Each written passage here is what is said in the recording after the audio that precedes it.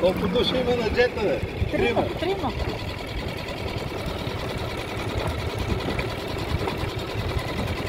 Летят на Стъркелово гнездо. Сега ще може оттам да се го наеме. Така сигурно там може да си наемаш от джет, водно колело, джет.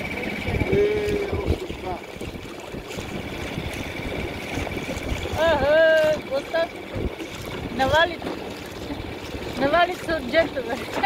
Те се състезават и ще се гонят.